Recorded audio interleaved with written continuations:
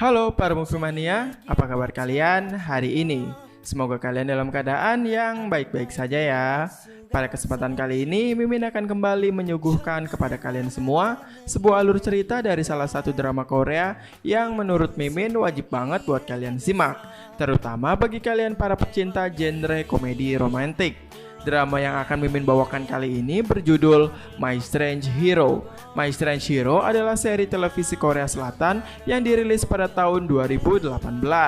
Drama ini dibintangi oleh Yoo Sung Ho, Jo Bo Ah, dan juga Kwak Dong Yoon. Serial ini berkisah tentang seorang siswa bernama Kang Bok-soo yang diperankan oleh Yoo Sung Ho yang diusir setelah dituduh melakukan kekerasan terhadap siswa lain. Bertahun-tahun kemudian, ia kembali ke sekolahnya sebagai orang dewasa dan mencoba untuk membalas dendam pada dirinya sendiri. So, bagaimanakah kisah selengkapnya? Mari kita simak narasi berikut ini. Film diawali dengan memperlihatkan seorang pria berseragam merah sedang mengendarai motornya dan menuju ke suatu tempat. Rupanya pria tersebut menuju ke sebuah gedung pernikahan. Di sisi lain terdapat seorang wanita yang juga akan menghadiri sebuah pernikahan. Dia adalah Son Soo Jung, seorang guru kontrak di SMA Seolsong.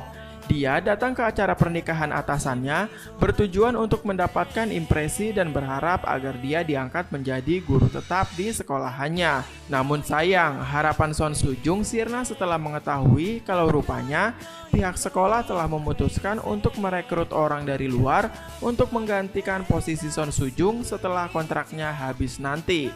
Mendengar perkataan itu, Son Soo Jung pun jadi sangat kesal karena dia telah melakukan semua yang terbaik demi bisa menjadi guru tetap di sekolahannya tersebut. Namun pihak sekolah malah memilih orang lain untuk menggantikannya. Sementara itu, kita kembali kepada pria yang di awal kita lihat tadi. Rupanya dia datang ke sebuah pernikahan dan berusaha menggagalkan pernikahan tersebut dengan cara membawa kabur sang pengantin wanitanya. Suasana pun jadi kacau, tetapi rupanya pria tersebut tidak sendirian dan dibantu oleh rekan-rekannya. Akhirnya pria tersebut berhasil membawa sang pengantin wanita kabur dari pernikahan tersebut.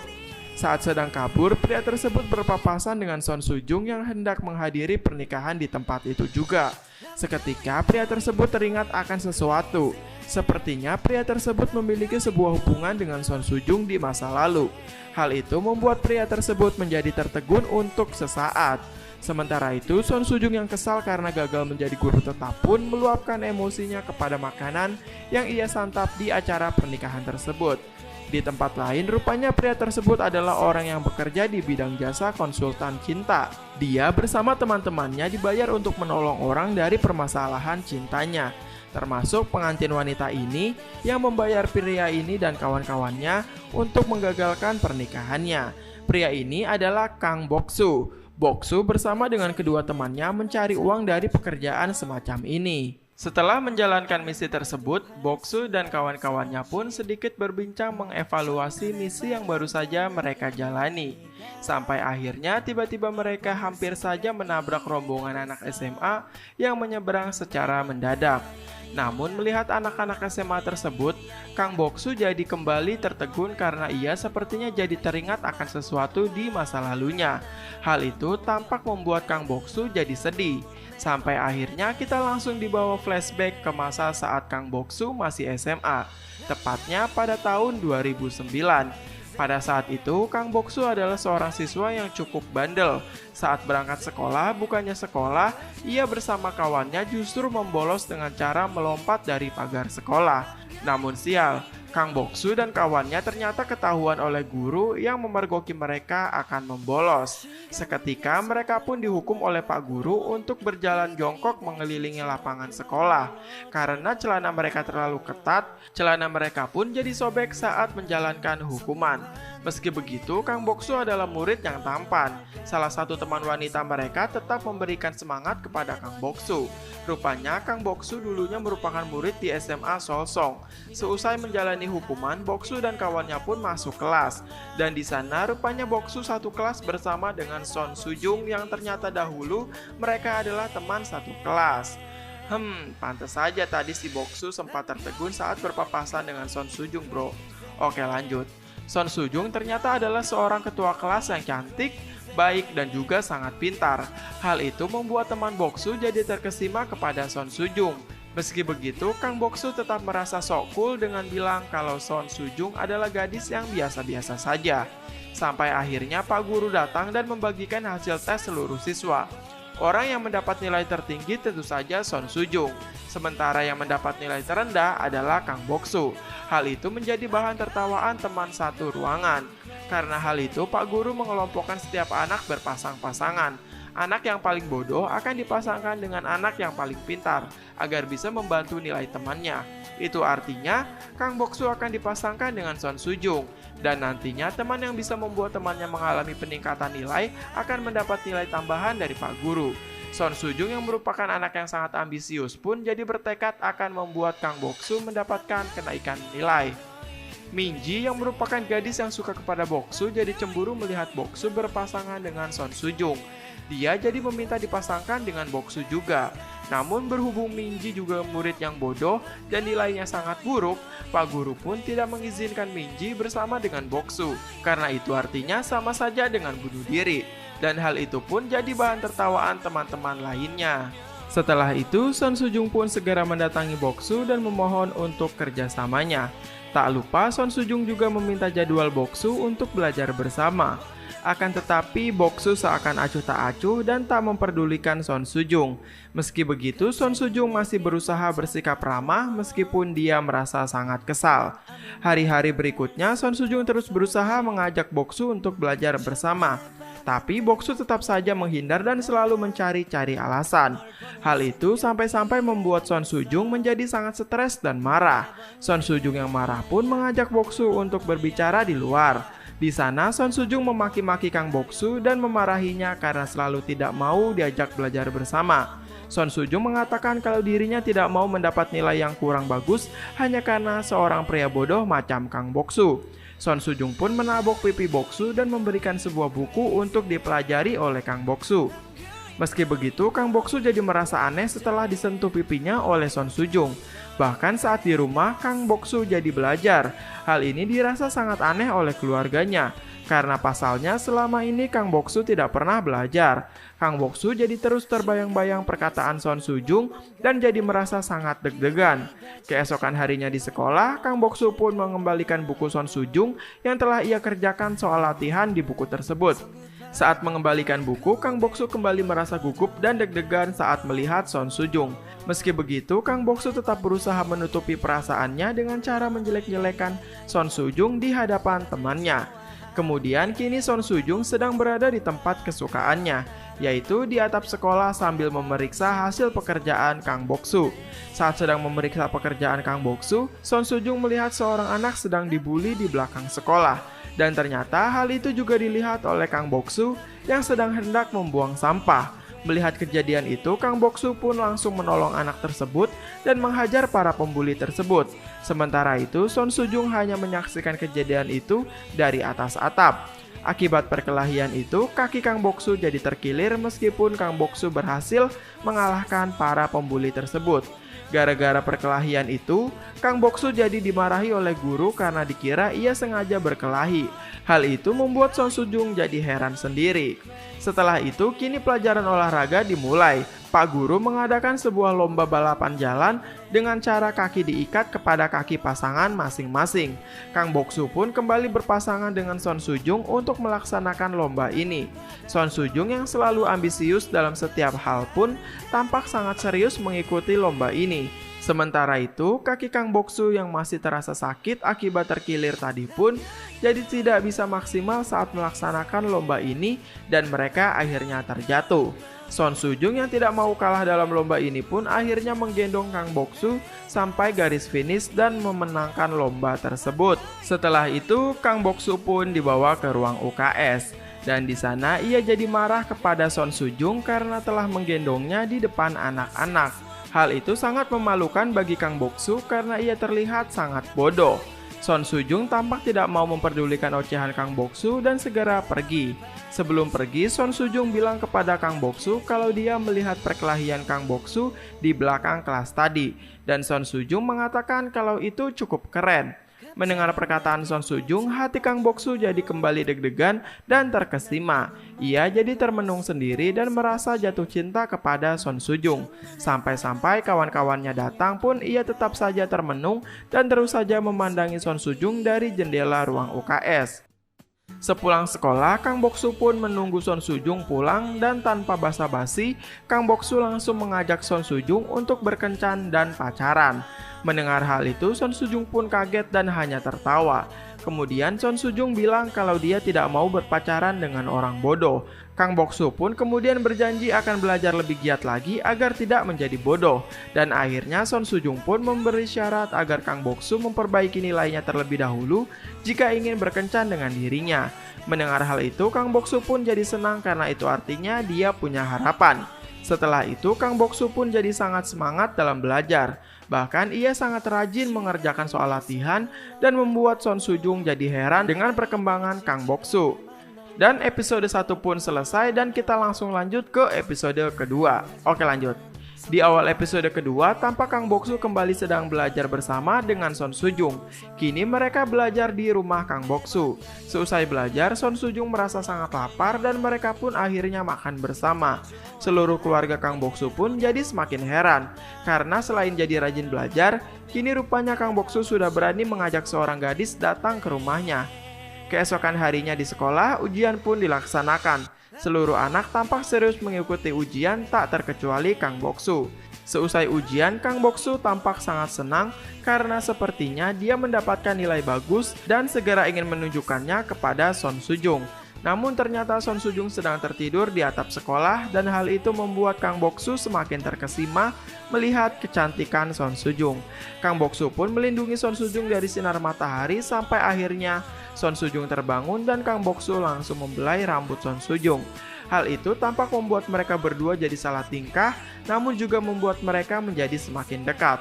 Sampai akhirnya di malam harinya, Kang Boksu mengajak Son Sujung jalan untuk pertama kalinya menggunakan sepeda motor. Tak lupa kini Son Sujung pun memeluk Kang Boksu dengan erat di sepanjang perjalanan.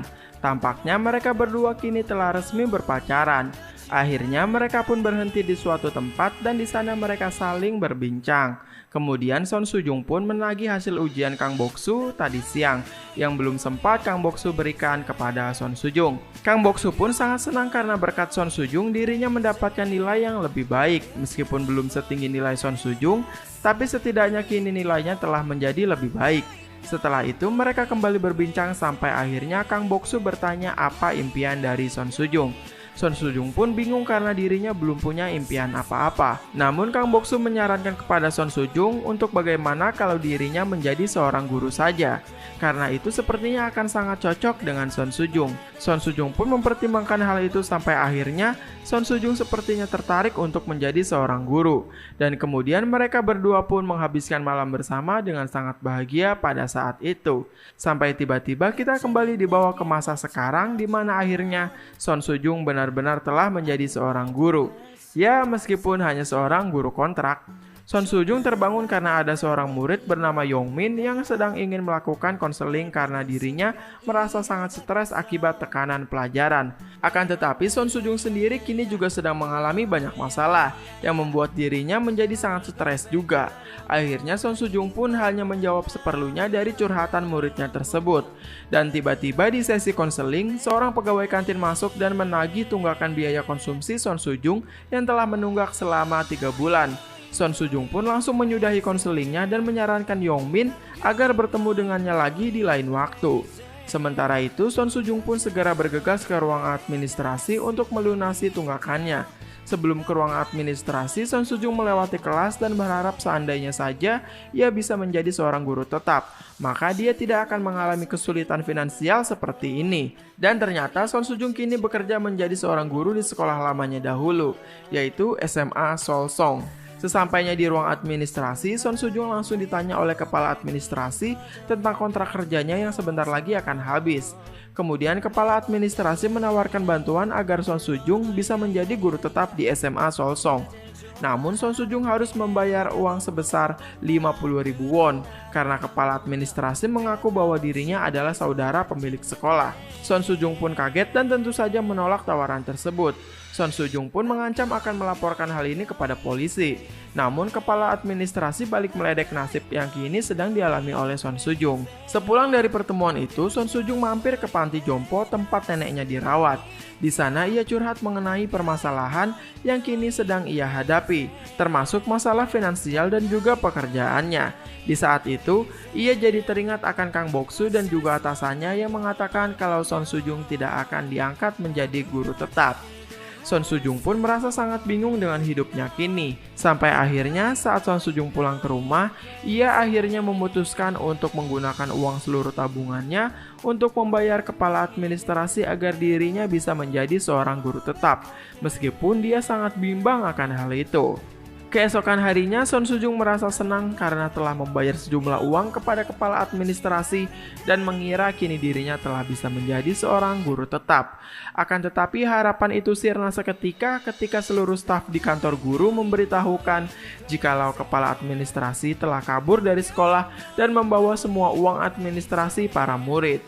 Mendengar hal itu, Son Soo-jung pun seakan tersambar petir di siang hari, karena Son Soo-jung telah membayarkan semua uangnya kepada orang tersebut.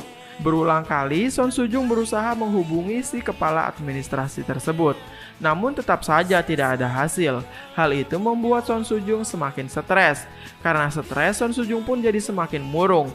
Bahkan ia tidak memperdulikan murid bimbingan konselingnya yang bernama Yong-min. Karena merasa semakin stres dan tidak ada orang yang bisa membantu, akhirnya Yong-min pun merasa ingin bunuh diri saja. Sebelum itu, ia menulis status terakhirnya sebagai pesan terakhir.